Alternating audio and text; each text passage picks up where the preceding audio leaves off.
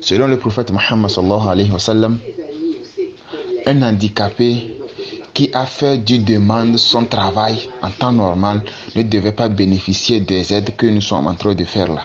C'est-à-dire, ce n'est pas bon de transformer la demande comme un travail. Tu vas voir des handicapés, oui, qui sont assis au bord de la route, qui demandent aux gens, non. L'islam dit, lorsqu'on t'a donné aujourd'hui, il faut manger ça, finir, tu n'as plus rien à manger avant d'aller demander.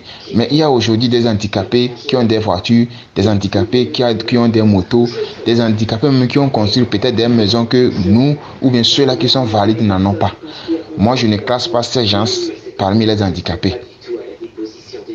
Que ce soit handicapé ou pas, quelqu'un qui est handicapé et quelqu'un qui n'est pas handicapé, les deux sont dans les besoins. Si un handicapé qui est dans les demandes et quelqu'un qui est valide n'est pas dans les demandes, à qui on doit donner? On donne à celui qui n'est pas handicapé mais qui n'est pas dans les demandes.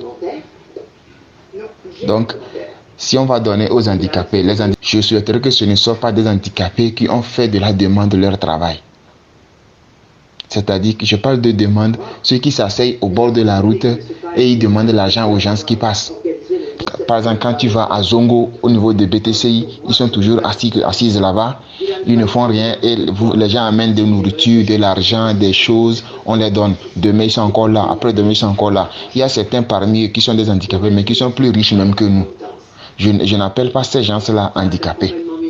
Que la personne soit handicapée ou pas, quelqu'un qui est handicapé et qui est seul, quelqu'un qui n'est pas handicapé, mais qui a une famille, une femme et des enfants à nourrir et qui est vraiment dans le besoin.